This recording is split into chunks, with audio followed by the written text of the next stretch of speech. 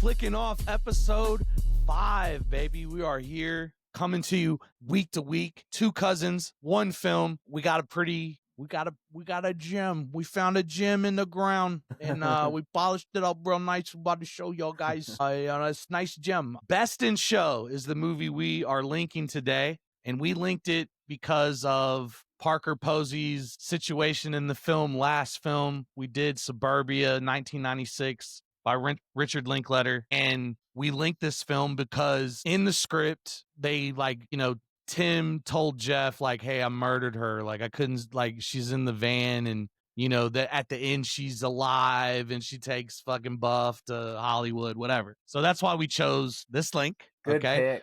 It's a good pick. And I wanted to do Best in Show. So here we are. We're going to do Best in Show. Filmed in 2000.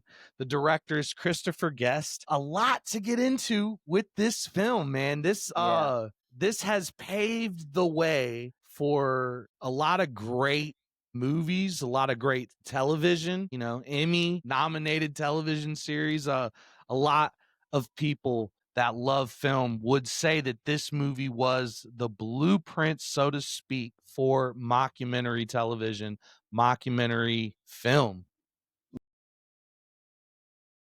I mean, Christopher Guest, like, he made a career out of this style. He did. Before this, he co-wrote This Is Spinal Tap. And then when he sat in the director's chair, he did his first movie was Waiting for Guffman. That's a funny one. And then he did A Mighty Wind, which is another musical-based mockumentary based on a folk group. And then For Your Consideration. And then he did this one. And this is his hit. Widely considered to be his best film is this one, for sure. And, he's done some since. He did one, I think, in 2017 or 2018 for Netflix called Mascots. Haven't seen it yet. Yeah. He also, in looking him up, he directed Almost Heroes with Chris Farley, a movie and I have discussed before. I didn't realize that. Like, he actually directed that. I know which one you're talking about, but Almost Heroes. That's where they go across the country. It's like a Lewis and Clark style expedition, like in the 1800s. That's right. That's one of my favorites. We were talking about the eagle scene and all that stuff. Yeah. Damn, I didn't know that. So he was a part of what for Almost Heroes? He directed it. I don't think he wrote it, but he directed it. Yeah. That's awesome. I did not know that. Wow. Yeah. I love that movie. That movie is like a childhood memory of mine, man. I used to rent that on VHS from Video Update, like back in the day, man. So this one was actually him and Eugene Levy worked on writing it together for Best in Show. And, because it's mostly improvised film, they didn't really write any dialogue. No. They just wrote a 16-page treatment, so to speak, of like what the outline of the movie was going to be, a basic thing of, okay, we're going to go from this scene to this scene. We're going to introduce these characters. And they entered, like, let me just stop you there.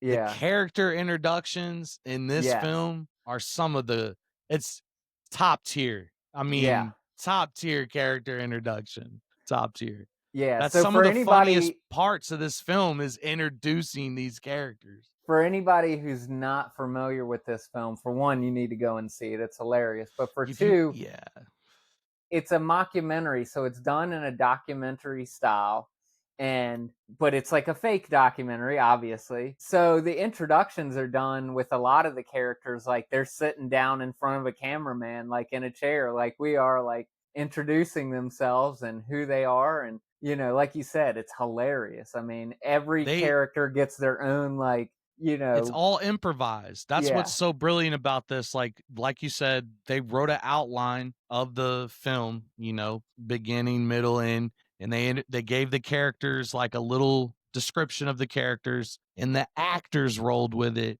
and they killed it up. Let's go over the cast. We got Fred Willard was the announcer in this film. He really, I think, was just the cherry on top. He doesn't, you don't get him until like the last third of the movie. Yeah. But he's hilarious. Nothing he said in that movie was scripted. It was all improvised. Every joke he told Yeah. was him off the rip. Just, and again, to how this movie and the style and everything, like they filmed over 60 hours of Yeah, I film saw that too. for this movie, and they edited 90 minutes together. Yeah. So they went balls to the wall with it, and I loved it. It truly is a gem as far as like innovativeness. It really is an innovation to film, and especially what's going on in today's television. I mean, they're still making stuff like this. Abbott Elementary, we were talking The Office, Parks and Recreation, St. Dennis, which Yeah. is new on CBS, and it's I think it's good. I've watched the first season. I thought it was great. Yeah. You know, they're even redoing, well, not redoing, they're kind of like bringing back The Office. I think the same writers, like you said earlier when we were discussing this, are introducing a new show called The Paper on Peacock, and some of the original actors of The Office are going to be in the cast. I think just one, though. I think it's Oscar, but this movie is highly considered a blueprint for what we just were talking about. I mean, that's why this movie is kind of special. I mean, Catherine O'Hara, Eugene Levy, like you said, they were in that huge sitcom Schitt's Creek that Yeah. had 9 seasons, was very successful. I think Eugene Levy's son actually plays a huge role in that too. I Yeah, forget he his. plays one of their son actually in Yeah, the but what yeah. was his name? I don't. I wish I had his name. He's on all those. You're putting me on the spot because I can't think of his I name know. right offhand, but Well, he's hilarious. he's on the new apartment finder commercials too that are Yeah, I really see that. funny.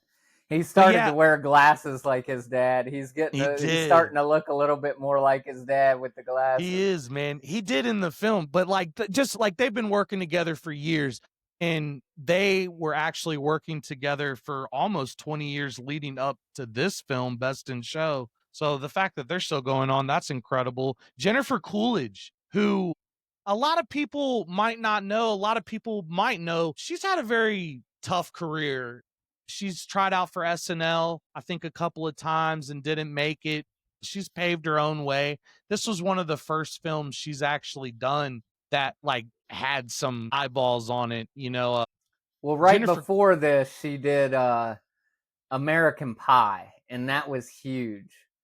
That But was huge. I forgot about that. That was, yeah, yeah, that's a she big one. was right before this. She did American Pie, and she was Stifler's mom, and that was like And she's she's pretty big. she's she's a regular in that new Lotus series on HBO that's blowing Yeah, up right White now. Lotus. White Lotus. I don't know if she's in the 3rd season. I know she's in the 2nd. They bring her in again.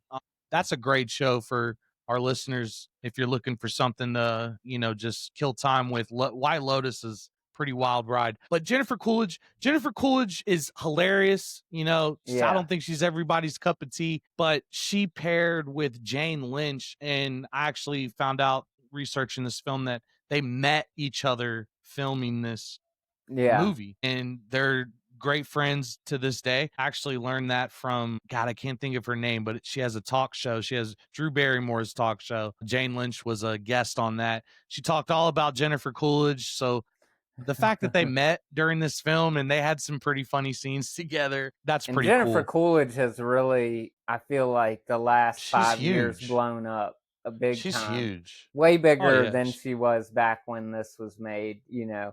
I think she should have been bigger way back in the day, is why I even said, like, SNL turned her down a couple of times. She's had a tough career, I think, in the Yeah, beginning, but now she's huge, man. She's all over the television doing commercials, and yeah. I mean, good God, how many commercials is she in right now? I mean, I think she's in like well over 5, 6 commercials that are streaming right now. Yeah. Well, one thing you mentioned was that they shot over 60 hours. Yeah. And I wanted to give a shout out to the editor, Robert Layton, because Shout out Robert him Layton. and Christopher Guest sat down and went through all this footage. And And created the tone. I mean, That's how you do it. a lot of directors could have stretched this out. In fact, on the DVD, there was over 30 minutes of deleted scenes. And like if they'd have made this a longer movie, it wouldn't have flowed and just hit the way it hits. It really, like, the fact that they had that much footage and they were like, nah, let's get it down to 90 minutes and keep it tight and funny all the way through. It works. It's hilarious. They had fun doing this. Everyone that was a part of this movie was enjoying themselves thoroughly. Yeah. That really shows up in this. And talking about the character introductions, we get introduced also to Harlan, which is actually played by Christopher Guest. He's the owner of a bloodhound, and he's just like a sweet old country boy is his character with his bloodhound, and he works in a fishing shop in North Carolina. And I mean, it's just great. It's hilarious. You know, that sort of makes me think about one of the things I learned when going through the commentary and stuff. Like when you see them going to the show and he like drives an RV and the Flex, who are played by Eugene Levy and Catherine O'Hara, are driving a van. They actually all drove the vehicles in this movie.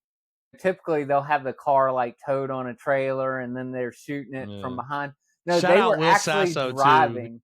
He has a small part in this film. Yeah, there's great side characters. Yeah, Will Sasso, he's hilarious. And talking about the improv, one of the things Will Sasso does right before Harlan's getting ready to get on the road is he like pulls out an audio cassette and he's like, here, these are some funny songs, you know, they're good to listen to on the road or whatever. And that was all improvised. He had planned it, obviously, but Christopher Guest had no idea he was going to pull out this tape. And he said when he did that, he had to try to stay in character because he was so excited that the guy had thought to do this.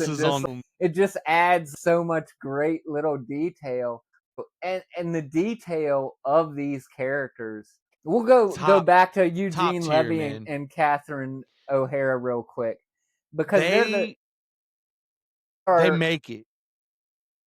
Eugene Levy's character is sort of this nerdy, dorky guy. He's got these fake teeth. No, he is. He is the nerdy, dorky guy. He's got these fake teeth they put in him, so he looks even more goofy. And Catherine O'Hara is like, it's this relationship of like, how did they end up together? Like, how did this couple end up together? And then there's a great running gag. How did this guy end up with someone like her, so to speak? That's pretty much the gist of it. One of the funny things you mentioned was a running gag that just happens throughout the film where we find out she's been with a lot of dudes before she got with Eugene Levy. And throughout the film, they keep running into guys that she slept with in her past. And Eugene Levy has to like hear about it and deal with it the whole film. Even it's crazy Fred shit too. Willard, it's like, dude, like the guy will say some shit like he'll be like, "I never done it on a roller coaster, still haven't." Like, you're like, "What the fuck, man?" Like, you even mentioned Fred Willard as the announcer. Like when she comes out with the dog, like Fred Willard has a great line. He's like, why do I feel like I recognize that woman from somewhere? Yeah. You know, and it's later in the film. So you as the audience get it now. Like, damn, even Fred Willard slept with her, like, at some point. Like, that's a good point. I didn't remember that part. I wish I would have. It's something, dude, that's what makes this movie so great too, and I'm glad we picked it, was really rewatchable. I mean, this movie, I've been watching this movie since I was like 10, 11 years old. And, you know, now I'm in my 30s and it's still hilarious to this day. I watched it 3 times this week and enjoyed every single one of them thoroughly. Because it's just like you said, like there's the point is there is a lot of detail, but filming it, no detail, all improvised, all off the rip. Like the hotel clerk and the couples coming into the hotel, brilliant like idea to have like all of them check into the hotel and film that. I mean, Ed Begley Jr. and he's a great actor. You know, he's been in some great films. He was phenomenal, man. Like they mentioned in the commentary, like a lot of the other staff you see in the hotel are real staff that worked there. And like he just meshed right in with these people, and like people you see in the background in those scenes are like not actors on the set. They're like, some of them are real No, people checking into the hotel and stuff, because they didn't have the money to close down the hotel when they filmed there. Which a lot of they this movie was filmed in Canada, almost all of it. There were a all of it couple was filmed small in scenes Vancouver. Yeah. in LA, but yeah. They had rented out some venue in Vancouver, but Where they did the to add dog on, show, yeah, it yeah, was but it's the Pacific Coliseum in Vancouver. Yeah. and to add on to the genuity of this film, they use real dog show judges, real dog show handlers. They had some of the same dogs that are in those shows in the movie, certainly for like when they were filming the walkarounds. And what I thought was really funny was Eugene Levy's character acts afraid when he's around the dogs. But that actually wasn't even, that's actually real. Eugene Levy in real life has a dog phobia. So anytime you see him on film, like acting skittish around dogs, it's genuine. But that's just a little sprinkle of what makes this movie so great. I mean, what really made this movie was how they filmed it. And how they filmed it and edited it is adopted by so many other filmmakers and idea bringers. They're still going with these same tactics, and what's different is they have like a group of writers amongst the characters while they're doing like The Office or Parks and Recreation. This was all off the rip. None of Yeah. this was scripted. Every single line you hear in the movie Yeah. is improvised, Yeah. and Now, it's some of the beautiful. characters, like, he gave the actors, like, okay, this is your character. And so some of the characters and some of the pairings, they sat and thought about what they wanted to say or whatever. So they had an idea of where they were going to go. But some of it, like you said, is just totally off the cuff, just what they Off the said cuff, in the man. moment. Like, the movie opens, and the first couple we get introduced to is actually your Link, Parker Posey, and her husband. Yeah. That's the Swans, And shout out to what's his name? Michael Michael Hitchcock. Hitchcock. Yeah, and he's He in is Bridesmaid. phenomenal He's in in tons this. of TV and stuff, a lot of comedy TV. You'd recognize this guy now because he's done a lot of TV since that came out. But you see They're them in the psychologist's phenomenal. office, and what's great about this movie too is how all the dog owners and the staff, like the hotel staff and other people, they all have like different character quirks and personality quirks. And so it opens up with this couple in the psychologist's office, and you get a sense of what this couple is and how Like they they're are. toxic. And like, what's funny is Christopher Guest They're and Eugene dysfunctional Levy as said fuck. when they wrote like what these characters were supposed to be, they called them catalog people, because one of their things is like they have all these catalogs. Like, younger people might not know now, but back in the day, a lot of people would order clothes and stuff from like catalogs like LL Bean and Sears and all this stuff. And these people are like what they called catalog people. They're like yuppie, neurotic, materialistic kind of people, and they play it Well, they're both perfect. lawyers. They Yeah. they say that in the film, so that had to be. But dude, she killed that role, and the She's toxic dysfunction, like how she portrayed that, like when she got into it with the clerk and the maid in the room yeah, when she lost the dog's the toy and busy bee, yeah. oh my god, that film is that part of the film is brilliant. I laugh every single time because she's like, "And what are you doing here? I called you fucking 5 minutes ago. You fucking Yeah. horrible maid." Like just the veins coming out of her neck, like I almost want to ask, like, did she live through some sort of trauma growing up? Like she killed that fucking role, man. Like One it of my was wife's favorite lines is like, yeah, when they're in the hotel room and they're looking for the bee, and the manager says something to her, and she goes, "What are you, a wizard? Are you a genius?" yeah, like Like, it's so crazy. You can tell like well, that it's scene, he's like, "Did you hilarious. look under the bed?" She's like, "Of course I looked under the bed. That's what you do when you lose something. You look under the bed." Like it was fucking crazy. Dude, one of my favorite parts of the movie is when she goes to the dog the dogs the like dog toy store and she Yeah, gets to the clerk and the clerk's the like, pet store, "Well, yeah. we don't have a, we got this." And he pulls up because she was like, "I need a bumblebee." and he Yeah. pulls out this fish. He's like, well, this fish is black, and yeah, this will like, and she's like, that's a fish. I need a bunch. She's just losing it, dude. She killed that role. Yeah. And that's our link right there. I mean, honestly, and what was cool when we linked this film was the very first scene you see is them in therapy with their dog to like paint how dysfunctional and fucked up they are. But Yeah. the movie that we linked the other film to opens up with her role. And I Yeah. just thought that was beautiful.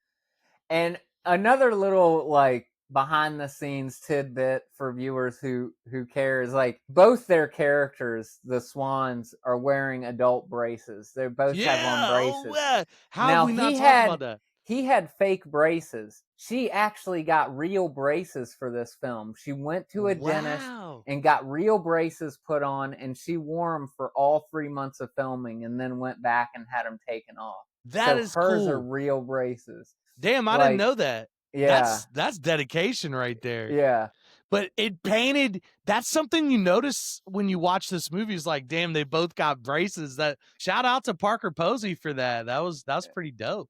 Talk about yeah. the dedication. Like, hey, big shout out to John Michael Higgins and Michael McKean. They played the Yes, gay couple with they're the the Shih gay Tzu. couple. With Yes, the Shih and Tzu. And the John Michael Higgins character is like the overly flamboyant gay, like the he's perfect. stereotypical. He's perfect. He's flamboyant gay, like, and Michael McKean plays it more straight and even keel, but it's like they work well Perfect. together. Yeah. You know, my wife actually pointed out when we were watching it that like they're actually the most sane couple in the whole movie. Really, Like they are, yeah. they're the most, like, what's funny is they're wild and crazy, but they're the most sane and with reality. Every other couple is a little out there. Like, And they paint that in the movie. Like, there's a scene where they're watching Jane Lynch's character win her round of the dog tournament, yeah, and they're like, oh, look at, and then she starts making out with Jenna Coolidge, and they're like, oh, yeah. looks like whatever the dog's name is has Two two mommies. mommies. Yeah, Yeah. like Well, that's a great thing in the movie is like for our audience, like Jennifer Coolidge is almost in like Anna Nicole Smith type of relationship. She's with this really yeah. old dude in a wheelchair who says nothing the entire movie. And the old, I got to give And I this. wish we knew his name. Hold on, I'm gonna see. I if do I have can, his name right you here. got That's what his I was going to name. All say. right, I good. got to say his name.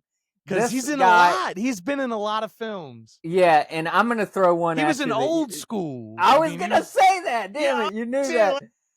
Yeah, Patrick Crenshaw is his name, or Cranshaw is his name, and he plays Blue in Old School. Yeah. My boy Blue. My boy Blue. Yeah, Yeah, man. He's been in a lot of movies, and he plays the same role. Shout out. What's his name? Another great Patrick Cranshaw. Patrick Cranshaw. Another great thing about his character was Christopher Guest said originally they were going to have him talk.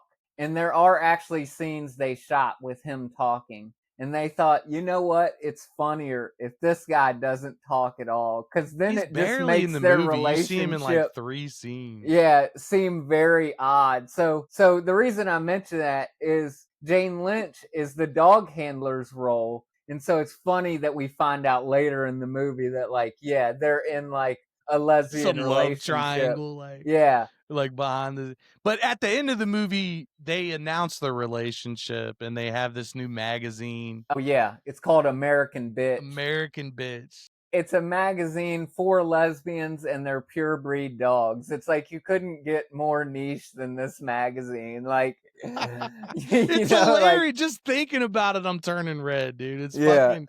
This film is brilliant. I mean, it's Michael hilarious from start to finish. Like, from start to finish. A lot of people would know him mostly like in modern times for his role in Better Call Saul. He played Saul's uncle. Michael McKean, yeah. Yes. And John Michael Higgins, he's been in some movies. He was in Pitch Perfect. He was in Bad Teacher. He's been in a lot, man. Shout out to John Michael Higgins. His career is flawless, if you ask me, man. I mean, and like, he even said like he's had the most fun filming this than any other movie he's ever done. And it shows on film, like when they talk about filming that movie. Like I remember one time there was a Hollywood special and they brought the cast on and they were all on video conference and they asked like, will there be a sequel? Could y'all do a sequel? And Christopher Guest was right there and he was like, it's difficult making stuff like this now because it's either out of pocket or you got to get somebody to pay for it. And that's sad. It Yeah. makes me sad, but because all the actors were like, we would love to do this again. And that really showed how much they enjoyed making this film when I watched Yeah. that interview. It really did. Like you could see it in their eyes, especially John Michael Higgins. It's like, he even talked about some of the movies that these actors that they act in and it blows up and it gets famous, but they didn't necessarily have a great time filming it. Like it was a lot of bullshit, a lot of waiting around. And it's just, that's what John Michael Higgins was saying was like, with this film, it kind of just exploded over the years. Yeah. And I barely remember it because I was having so much fun, well, Yeah. not but you know what I mean? Like this, honestly, dude, like this is one of the best comedies I think that's ever been made. I mean, Yeah. I mean, it's a timeless cult classic. Like, it's really great. Just to like highlight some other like funny parts of the movie. We talked about Harlan Pepper, played by Christopher Guest, and his bloodhound. There's a scene when he's driving to the show talking about and the he nuts. talking about nuts. Talking He's about the like, nuts. I used to drive my mom crazy. I would just start listing off nuts, and she's like, son, stop listing off nuts. And he's like, macadamia nut, pine nut. And that's funny because we lived in Pine Nut. That was the name of the town where he was from. And like, Man, what's funny was in the behind the scenes, he talked about that. He said that was totally off the cuff. He was driving, and because he's actually driving the RV, he yeah. said he was like panicking, like freaking out, like driving and trying to film this scene. And he comes up with this nut idea and he just starts saying it. And he said midway through listing nuts, he's like, I realized, like, damn, I don't even know that many nuts. Like, why did I start listing off nuts? So he's like, he killed it though. He named out, dude, shout out to Christopher Guest for that role because I forget the character's name, Harmon. It was Harlan Pepper. Harlan Pepper, but dude, having roots in some of the more rural counties of North Carolina, like he nailed that role. And Yes. he really nailed the energy and the vibe of a person like he was portraying, like Yeah. that was born and raised in Pine Nut, North Carolina. Because there's a lot of places in North Carolina people don't realize, like it's very like Native American rooted. They have like a lot of old towns and cities, like Yeah. named like that, like Pine Nut, North Carolina. Like He, I can't think of one right now, which sucks yeah. because. He But does a strong southern accent, and in some parts he'll talk a little fast. And he said that like one gag they thought about doing but decided against it was they thought about subtitling his character the entire movie whenever he spoke. nah. But then they were like, nah, that's a little distracting, and so they decided I'm glad against they it. didn't do that. Yeah, Yeah. no. There was a really strange scene that I want to talk about in the movie where Jane Lynch's character approaches Harlan Pepper. Yes, yes. And At the she's like, dog show they're behind the scenes where the dogs get prepped and groomed and stuff. and it's one of the least funny. It is, in my opinion. I've watched this movie 3 times this week. It is the least funny scene in the film, and it's got this. It's extra cringe Yeah. when she's petting the dog and talking about. It's almost like she wants to like handle his dog. Almost, I don't know Well, what she's the two-time winner before this show. So as she's a won. handler. Yeah, but She's not the dog. That's yeah, I what I mean. know. Like But what I mean is like she's trying to like puff out her chest a little bit, when she is goes she out and threatened introduces herself to by the people. was she threatened by the bloodhound? Is that why that scene went down, you think? Or it's I just a don't very know. when I you don't know. watch That's a good that question. film, when you watch that film, that is the one scene where you're kind of like, He why is does a that? great piece of subtle acting there. Like when they're wrapping up that scene and she walks away, he gets this look on his He face like does. he's really processing like what this was about. What is this moment Just like the about? audience. It's really great. Like it's really great I'm subtle glad acting. you knew about Yeah. that because that was Yeah. the tone kind of switched. It's almost like something in the editing when they were doing this, that part, I don't know, the vibe, the energy, it was just different. It wasn't it it almost felt like they went in a different direction just for that one scene. I don't know. Yeah. You had Yeah, no. mentioned the we were talking about Harlan Pepper. There's also like great bits where he's a ventriloquist at different parts of the movie, and I hated those. they're not as funny, but it's a funny addition to his character. Like, I that thought it was I thought it was too much.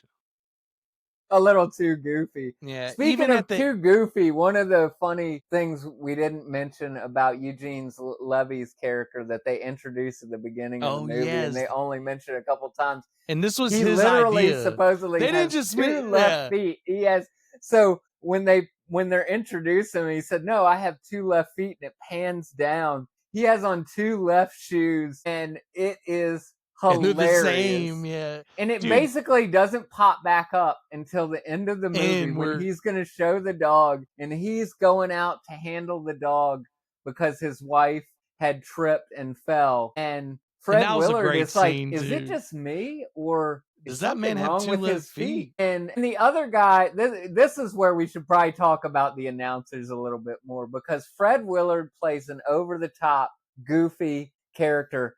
And the other announcer that's by his side is like the straight man. So it makes him even more funny. It's like a classic comedy duo that's been done for a long time of the funny guy and the straight man. And the straight man actually goes, I hate to admit you're right, but I think you are. There's something wrong with his feet. Fred Willard really, without him, I don't think this movie goes on to be what it was. He had some of the most funny dialogue in the entire film. Yes. And when Eugene Levy's wife, Cookie, she hurts herself and she's like, look, when she fell in that scene and she gets back up, she's like, I'm fine. And she starts walking and her leg just like twitches like this.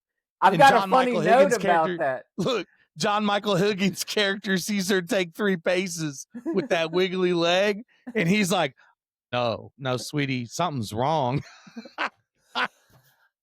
I've got a funny note about that, which is like when they were shooting that scene and she's supposed to fall and get up, Christopher is like, can you limp after that or do something? And she said, you know what? I used to do this thing when I was a kid with my knee and it made my dad laugh. Should I try it? And he's like, yeah, do that. And she did that. And they were like, that's it. That's hilarious. Whatever you're doing with your knee where it wobbles around like that is hilarious.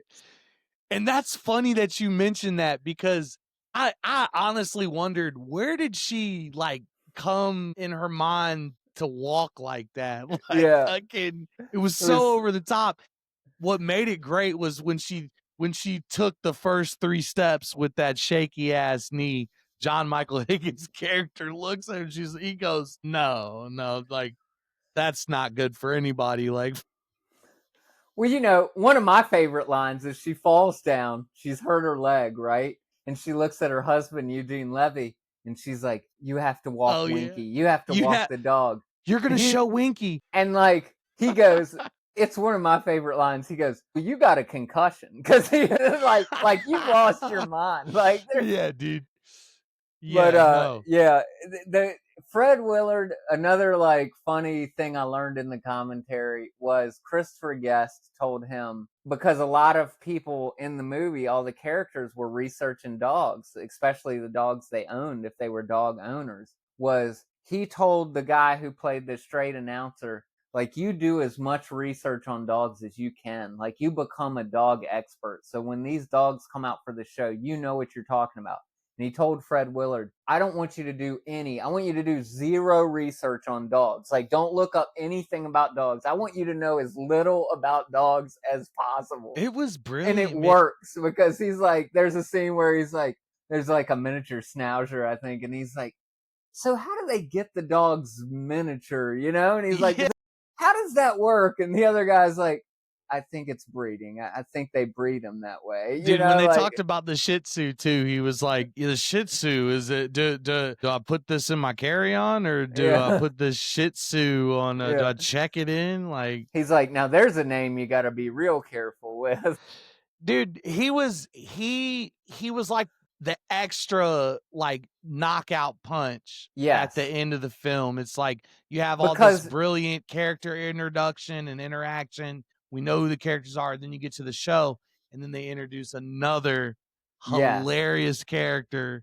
And because dude, you've just already gotten used to the quirkiness of the other right. characters. So it's like you really need that extra, like you said. It just boom, it hits the audience again like, oh, this is funny. This is It's funny. brilliant, Yeah. man. I mean, and let's get into like the legacy of like. Well, I think before we do that, there's a couple other characters I want to mention real All right, quick. shout out, shout out, shout out, There's shout some out. side characters that are great actors, and probably one of the greatest actors is Bob Balaban, who plays like a dog doctor vet. And you see him early in the movie, like sitting down talking about dogs. He's worked at this show for a long time, and he has a dog on his lap. You mentioned Will Sasso, the He great starts Will whispering to the Sasso dog too. Is that the one from you're talking about? Where he's like, yeah, Will Sasso from Mad TV. We mentioned Ed Begley Jr. as the hotel manager. In the beginning, when we get the Swans, their psychologist is played by Jay Brazu or Brazow, and he is fucking hilarious. He's been in a lot he's of great and he movies. didn't have a he had He's some only in the very beginning and the end because in the they end. bookend the movie with that couple. The Uh, end where they get rid of the dog, dude. That was yeah, they're like that and was their the new problem in dog our is life. humping the Yeah. doctor's leg.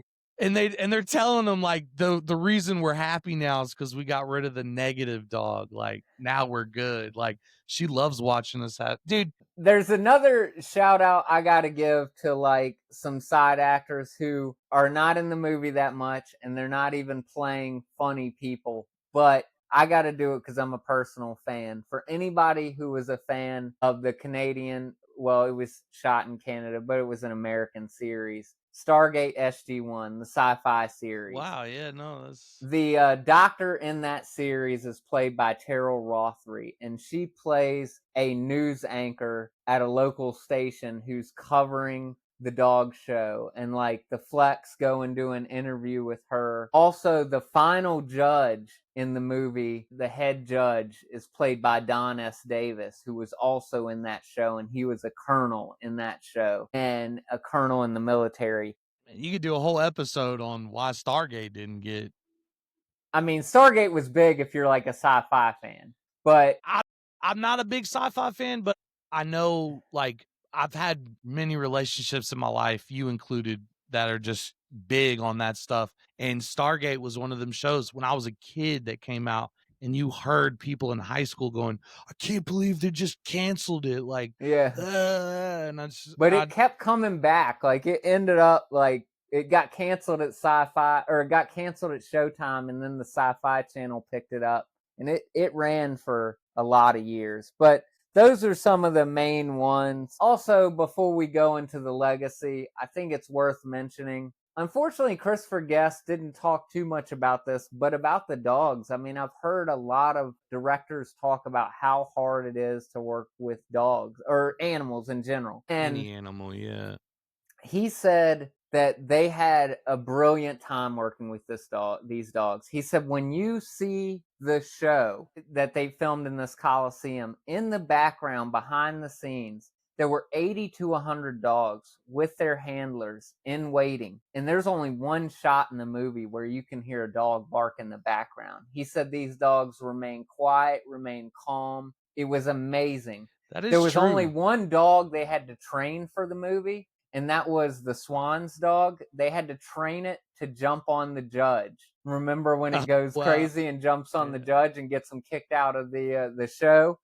Look, what did the Fred Willard, the announcer, was like? He jumped on her like she was made of ham. So I think, yeah, before the legacy, that's pretty much all I've got. Like, you had, the movie after the show, if we didn't mention it, the Flex win the dog show. Eugene Levy's dog wins the dog show. And then we have They a do. title card that comes up and says 6 months later. And so now we get to check back in with all the characters 6 months later. And it's just funny. Like you mentioned Cookie's already, Jane boyfriend Lynch still and showing Jennifer up. Coolidge have the American Bitch magazine. The Flex have been approached about all these sponsorships. They sing a song earlier in the movie, God Loves a Terrier, and now they're recording dog music, and it's like really bad, like just If you really bad haven't music. seen this film, Yeah. anybody that's watching this, like, you need to incorporate that in your plans sometime this week. I mean, it's a great film. If you're looking for something to watch, dude, like, it's me and Jacob both agree. It's one of the most innovative comedies. It's a timeless film, and Boom, best in boom, show. Go watch it. go watch it. I mean, it really is. I mean, I said at the beginning of this, we really need 2 hours for this. And partly the reason why is like the legacy of this, like what this has done to film and mostly television. Television is huge on this. There, like we said earlier, there's still a bunch of successful series that are still filming. Abbott Elementary is still ongoing, and it is a great show. I mean, I don't know, does Amy like make you watch these? Do you enjoy Abbott Elementary? Do you enjoy the style of this? Some of them hit for me right away, and some of them don't. I mean, oddly enough, while The Office made me chuckle, it took me a long time to get into The Office. Like, after it was off TV for a while, and then I had seen enough episodes, and then I really found it hilarious. Like, I but get that tone sometimes from many folks, just like yourself, saying the same thing. Like, it grows on you. It doesn't yeah. necessarily something you watch at first and fall right in love with. So for people who don't know, I mean, a lot of people know this, but The Office was originally a UK series that was just a short-lived series, didn't have many episodes, because in But the it filmed 1 year after the releasing of this film. So it yeah, aired 1 year and after this. the creators of The Office are the famous comedian Ricky Gervais and Stephen Merchant. And they have said in multiple interviews and stuff that I've got here in my notes, they were heavily inspired by the style of Christopher Guest's mockumentary films. This is Spinal Tap, which he co-wrote and starred in, Waiting for Guffman, Best in Show, and A Mighty Wind, established this mockumentary style. You're using handheld cameras, you got talking head interviews, improvised dialogues, and characters' awkwardness is what drives a lot of the comedy. Yeah, like Yeah, the the awkward cringe silence, is what drives the comedy. And so they said, without those films, there wouldn't be an Office. And like you said, that spawned the American Office. And then the success of the American Office changed the television landscape it really for did. the To last this day. yeah, To this for day, the they are last 20 to making 25 years, it's really changed the way most sitcom, or maybe not most, but I think it's its own, we gotta put it in its own category, and that's what we were talking about earlier. It's like yeah, scripted television, you'll see that they'll release like The Ranch on Netflix, but The Ranch, as successful as it wasn't like that 70s show successful where you're actually on network no, television releasing these episodes. And I yeah, think we're seeing more studios adopt this style, like with St. Dennis, yeah, The Paper, Abbott Elementary, and it's working yeah. still to this day. So I The think, most successful one after The Office was probably Parks and Rec, which went oh, for for a long sure. run For too. Yeah. sure. But the question here is the way that this movie filmed it, like, is improvised dialogue better than scripted dialogue? What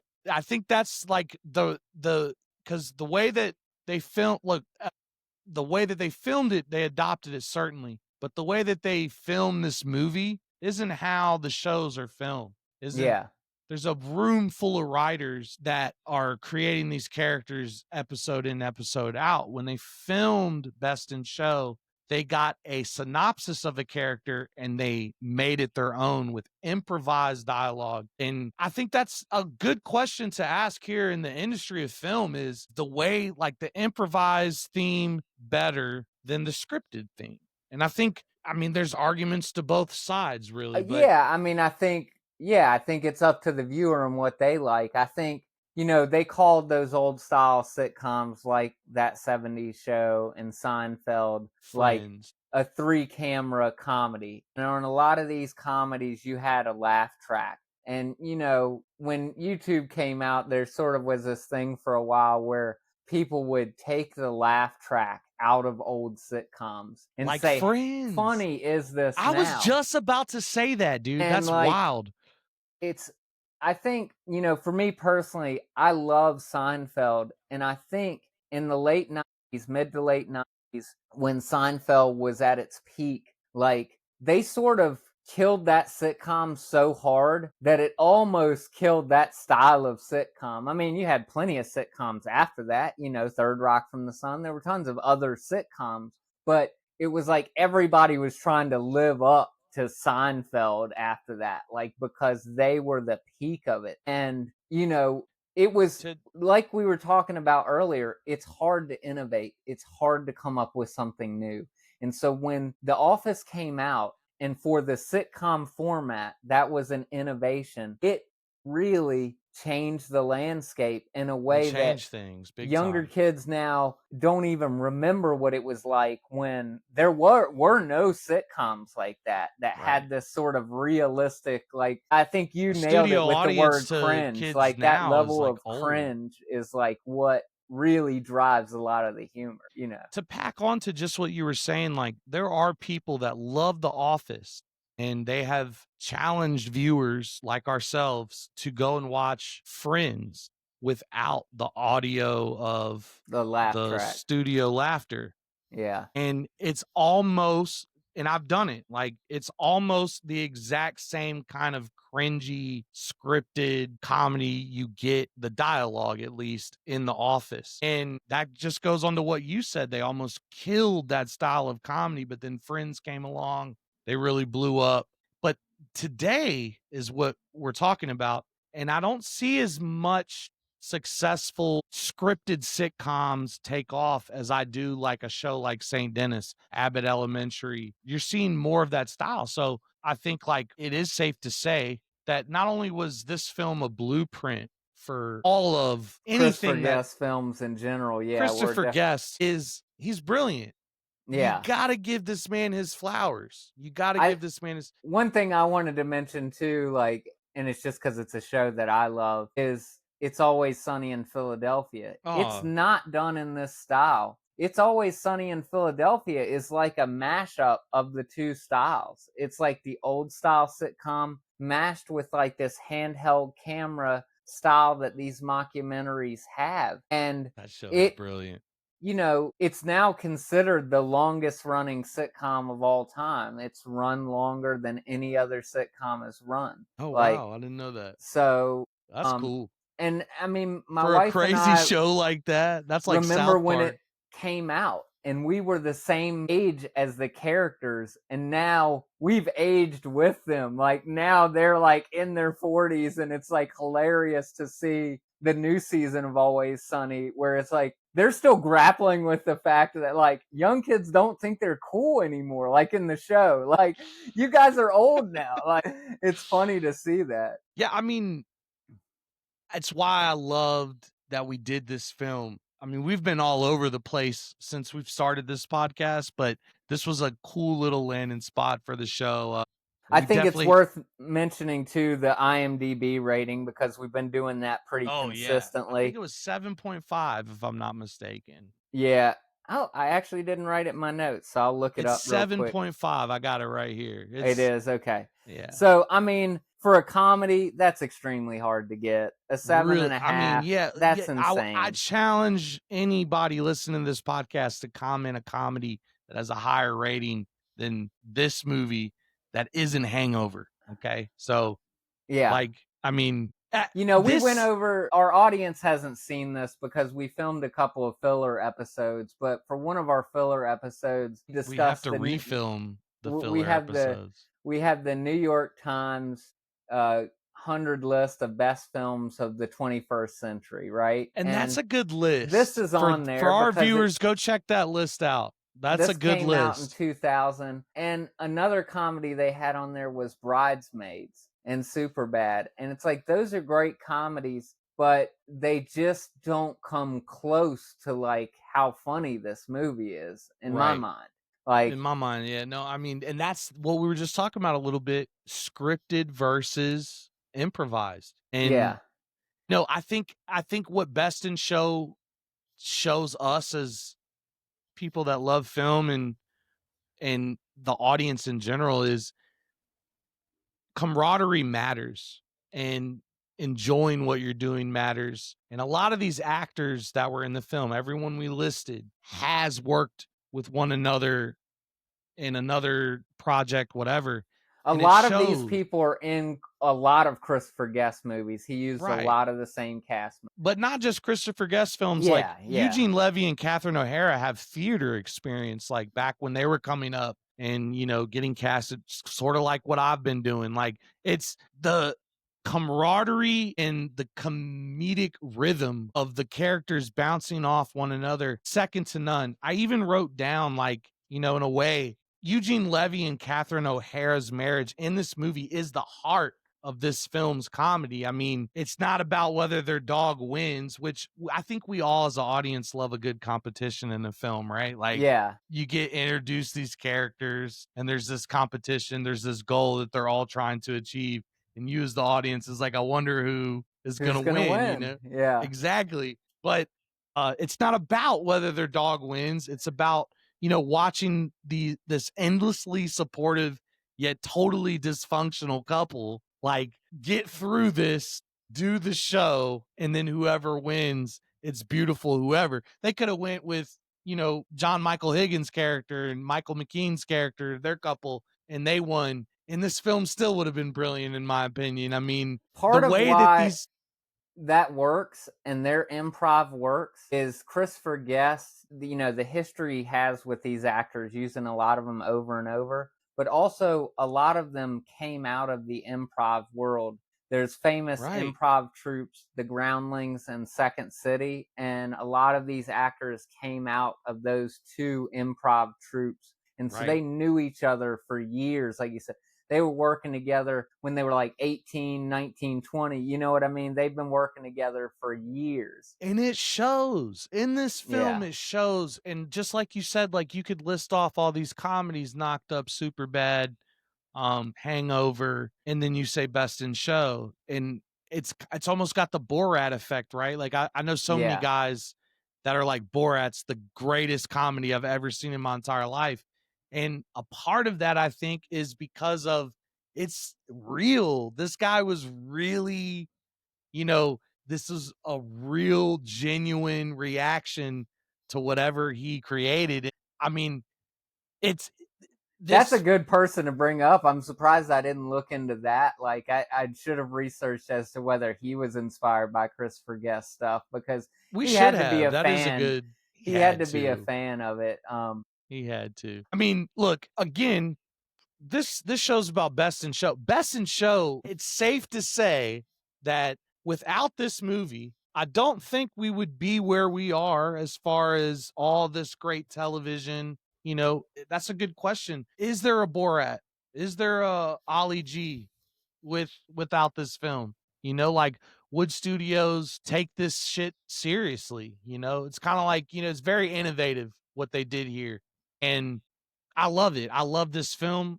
And what made it great was not just like the way that they filmed it and everything, but it's also the cast, like the group of people that were selected to do this. I guess a great question, if I had to ask Christopher Guest, was did he know like deep down, like this was going to be huge, or was this just something that he Yeah. experimented with and took off? Right? I mean, that's what I tried to look up and see, but he hasn't really answered too much on, like, of course, like they'll talk about like, do you, but he never really gets into the nitty gritty of it. I would die if we could get him on the show and just like pick his brain, dude. That'd be cool. That would be so awesome. Yeah, So man. awesome. I mean, So yeah, I mean, everybody who hasn't seen it, go and see Best in Show. If you Best in Show, have you seen got it, to. comment. Let us know what you think. Let us know some of your funniest parts. There's tons of funny stuff that obviously we didn't get into. The whole Oh yeah, movie is man. just packed with comedy. Yeah,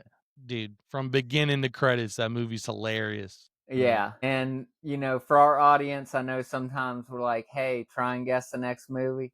You're never going to guess the next movie. You're not going to guess how I There's connect no the next fucking one. way, dude. Like, There's no way you're going to guess it. But sure, try. we would be Go shocked, for it. and we will give you, like I said, like I'll actually put my Cash App in the description. Like, if you think you can guess this next movie, dude, I will send you $100 of my own money. So, just let us know. Do you want to get into the hype train right now? I think that's You a know good I want to little get into the hype train, brother. choo-choo, motherfuckers. We're What gonna you get into the got? hype train. I think I should start, right? Because mine's a Yeah. little. Yeah, get into it. So look, I know this is cliche as fuck to say. I'm sure there are a lot of people, I don't know when anybody's gonna be listening to this podcast. I know it will be at some point, but Dune motherfucking 3, super hype about this. Hell yeah. Like genuinely hype about this. And I want to hear you try to pronounce the director's name. No, I'm gonna look it up. I gotta look at it if I'm gonna do it. Hold on. Because I know we were talking about that the last episode. You were like, I'm gonna look it up. Here we go. And so Dune Part 3, for the viewers who don't know, if you haven't seen Dune, you need to go see Dune. It's Part on 1 and 2. Part 1 and 2. And I think it's on HBO still, not necessarily sure, but if you go on IMDb, look up any movie, it'll show you in the movies part of the website where you can stream these. Let me look up the Denis Villeneuve. That's how I would say it. Yeah, I used to say Denis Villeneuve, but it's something close to Denis Villeneuve, but I don't. It's tough. Maybe Well, if look, I we'll was put a picture of them, an Oh, accurate yeah. picture of them, and for everybody watching on YouTube. But So what's the basic plot for this new one? so I still haven't read the book, so I don't know like where it goes after part 2. it follows Moadib, Timothy heir to the Chalamet. unimaginable power, and he brings fruition to the ancient scheme Okay. to create a super being ruler among men, not in the heavens. Dude, So there's a basically, lot of questions I wanted answered. I want to see this baby rise up, the young girl, his sister. Like, I want to see that. That's gonna be interesting. I'm extremely, like I said, extremely. I'm extremely. I could be extremely excited for the actress that's playing the new character in part 3, which is going to be the baby that hasn't been born yet. She's played. You're a big fan of hers. She was in Queen's Gambit. She was in Anya Taylor-Joy. Anya Taylor-Joy, which She's awesome, dude. They show a brief picture of her, like in the last part of Dune Part 2. Yes, they do. Yeah. So she's going to be the sister that grows up. Now, what I love about this film and this series, and arguably, dude, this movie is going to be put up against the Star Wars series. As far as sci-fi is considered, to me, it is the greatest sci-fi trilogy, any sci-fi. And I'm not a big sci-fi fan. I really am not. I'll be the first to say it. I have like a deep rooted love for Star Wars in a different way. Like, I was a very good friend to a man that passed away and he loved that shit. So I kind of like to be closer to him after his passing, tried to watch the movies. They're not like my favorite movies of all time, but they are good films, even the new ones that everyone's ragging on in Disney. But for these, it's all new. It's all done in a very new style. The way he shoots this film with the prisms and the light, in the score of these films The is scores are amazing, dude. phenomenal. I mean, phenomenal. It's not just in the acting's phenomenal. We already know the story. It's from, the books and the movie in the 80s, but Yeah. the way that he's doing it, and I hope there's 4. I hope there's a part 1 and 2 to Dune 3, but I don't think there is. I think this will be the last one. They're going to end the series on this. But the first one was great, but how the third one, like the first one was great, but the second one was epic. Yeah. Epic. Yeah. Epic. I mean, the second one hit me with humor I wasn't expecting to be in there for such serious sci-fi, and it's funny, dude. it's Got, good. I mean, not all the way through. It's not a comedy, but it's got It's some not, but parts that I was just like, it this is lightens the good, mood dude. in the right Yeah. pace. Like, Yeah. and not only that, like the tension of this film, the fighting scenes, Yes. The at great the end, Austin Butler, plays the Harkonnen. and he Yes. killed that role. I mean, killed it. I didn't even want him to die. I wanted him to be in the next film, but dude, again, character development is huge in film, and I'm really a big fan of it. Character introduction to now is just supreme. You couldn't have picked a better image for the new Dune. And I seriously think come time after part 3 releases and we get some time, it is going to be held up against the Star Wars series. As I mean, they're already making shows. They have HBO has a series, The Dune Prophecy, which I watched, kind of stopped watching at the middle. I thought it was a little too, it wasn't the same for me. Like I it, heard a and lot of fans, I haven't watched it, but I heard a lot of fans gave it mixed reviews as far as, it's one of those dialogue heavy shows. There's really no action to it. Very dialogue heavy. It's And there's just mostly about the Bene Gesserit, isn't it? it's really not about anything, to be honest. It's about some folklore tale before all that happened in these movies is happening. Yeah. But it just didn't do it for me. It really Yeah. didn't. I'm not as excited as maybe I'll give it another shot when after the third one comes out. But I know this sounds cliche for the listeners for me choosing Dune 3, but honestly, man, these are going to be some timeless films as the years go on. And Yeah. I'd put my life on that. This is the way that it's shot, the actors' performances, and you got some really great performances. I mean, even in the first one, and I've rewatched the first one. I think I'm at 15 now for the first one, and I'm on 4 for the second. And like you said, like they added this little sprinkle of comedic relief with the whole Moadib and the legend and Javier everything. Bardem's character is, Yeah, I man, think it he's was. got some funny lines. Yeah, I'm excited for 3. I really hope they don't tank, because this would be the spot where you lose what I was just talking about. That director is on fire with almost everything he does, so I can't imagine he's going to drop the ball on Dune. I hope 3. he doesn't miss. I hope because this is the film. Like 3 is a hard one, right? I mean, honestly, like Return of the King. I mean, wasn't really my favorite. I mean, great film, and it stuck with the story and everything. I get it, but you're right.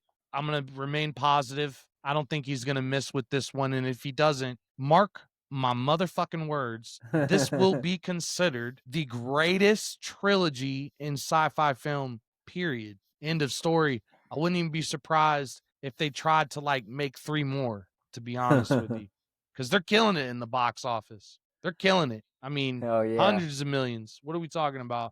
But yeah, choo choo, motherfuckers. That's my hype train. Dune 3. Well, my hype train's going to be much more, probably a little shorter than yours, but it was something I learned about recently, and it's a documentary, actually. And the documentary, actually, it's called Chain Reactions. And if you look it up on IMDb, it says it came out in 2024, and that's because it released at a lot of festivals and stuff. But it hasn't actually released anywhere where the viewing public can see it. It's supposed to come out in a limited release in the States on September 19th and a wider release on September 26th.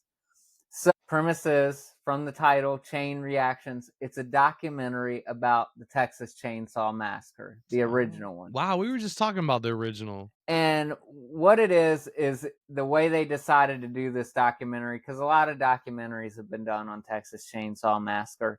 They take 5 different people, 5 artists, and they get their viewpoint on the movie. So the 5 artists that they chose are Patton Oswalt, right? People know him mostly from comedy roles. He's done a lot of great stuff.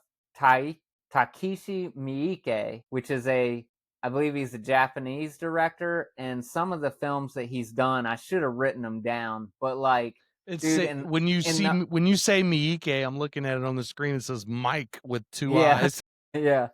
When this guy had a run of super bad horror, I mean, not bad, like super gory, violent horror films in the early 2000s. So I know why they picked him. Alexandra Heller Nicholas. I'm not as familiar with her. I'm sure I'll learn more about her if I watch this documentary.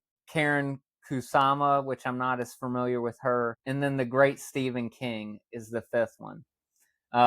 So people know Stephen King is the famous horror author who's basically been killing it for 5 decades now. So they talked to them about how the Chainsaw Massacre affected them and how it affected their lives and what it means to them, because they're all big fans of the Texas Chainsaw Massacre. So what was Texas Chainsaw Massacre for the listeners that don't know? Like, what did it mean to film? Like, if they're making it, it was a 1974 horror film done by Tobe Hooper, shot in Texas, and basically this film was considered at the time, like when I watched the trailer for this documentary, Chain Reactions, this one girl hit the nail on the head. She said, this was like the movie when you were a kid that people say, have you seen Texas Chainsaw Massacre? Like, it's sort of like been given this like gold standard of like, if you can handle this, then you're a horror fan. Now, in hindsight, if you're a kid now and you've seen a lot of horror movies, but you haven't seen Texas Chainsaw Massacre, you might go back and watch it and go, well, that's not as bad as such and such I watched, you know. like but Terrifier 3. Yeah, when this came out in 1974, it was freaky and there wasn't anything like it. And it was shot in this low, it was a low budget movie, but it has this low budget style to it and natural lighting that like just adds this creepy effect to it. A lot of the movie is shot in daylight and most horror movies aren't. So it's just different. It's about a cannibalistic family that, there's a guy who runs around with a chainsaw and kills people. I've never seen the film ever. The original. You should watch it when you get a chance. It's, I know when you hadn't seen Jaws and you went back and watched it and you were like, didn't necessarily get what all the hype was about. But that may happen with this one, but I appreciated it.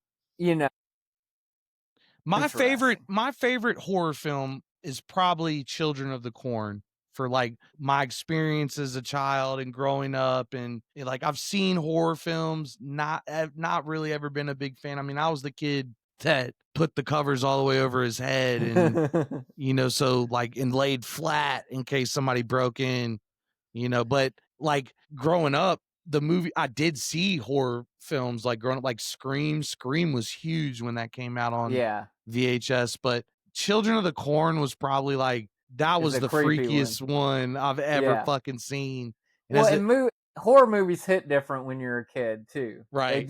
They hit different because they're genuinely scary and you have no idea what you're going to see. And you feel like you're watching something you probably shouldn't be watching. So it's like, they just hit on a different level. Like this documentary, I don't know if it'll be playing around me locally. I'm probably not going to go and see it in the theater, but I am excited that it'll probably come to streaming sometime this fall and I'll get a chance to see it. It's directed by a guy I'm not familiar with, but when I looked up what he had done, I'll say what they are. His name is Alexander O'Felipe, and he's done 2 other documentaries that I'm super interested to see, but I haven't seen. One of them I've heard of, and it's called 78/52. And that documentary is an entire documentary about the shower scene in Psycho, Alfred Hitchcock's movie Psycho, the famous stabbing scene. It's a whole documentary about how they filmed that scene, breaking down the whole history of it, the lore, and everything around that. And then he did another documentary called Leap of Faith that's all about The Exorcist. And, so all classic horror movies. So he's on a tear now with making his third documentary that's based on like examining classic horror films. I'd watch it. Shit, I love documentaries, so that's a good pick. Like I said, this has gone through the festival circuit, so it doesn't have a lot of people who've rated it on IMDb. It's only got like 130 people who've rated it. But out of those 130, it's already got a 7.1. So, that's pretty decent.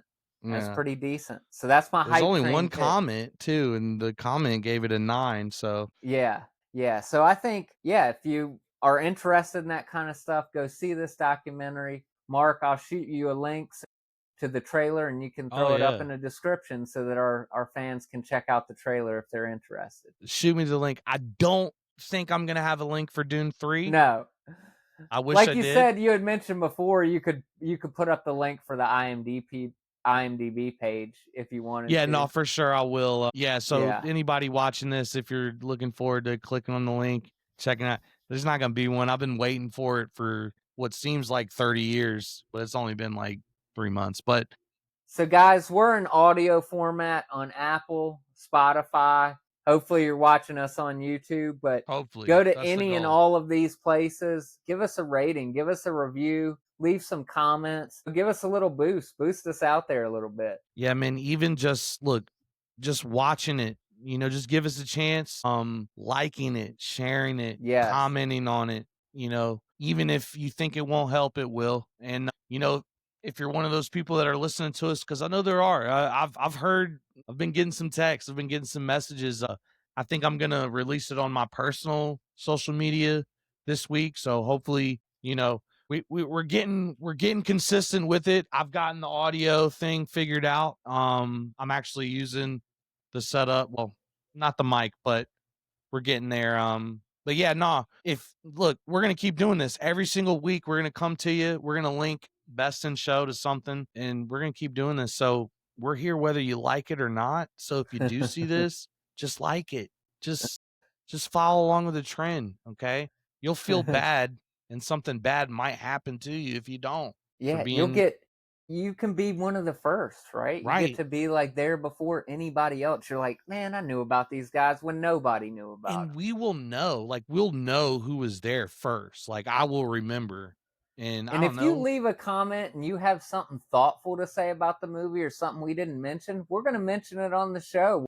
Next time we film, we're going to be like, hey, user Jackleg30. Yeah. This. Yeah, dude. I mean, we're not begging or nothing, but, please fucking like this shit. Please share this shit. Let everybody know. If you enjoy Flicking Off, we're still going to flick off next week. I thought this was an incredible episode. Incredible film. I think so too. Yeah. Jacob, I love you. Love you too, brother. We're going to see you next week, and we are out. Peace. Peace.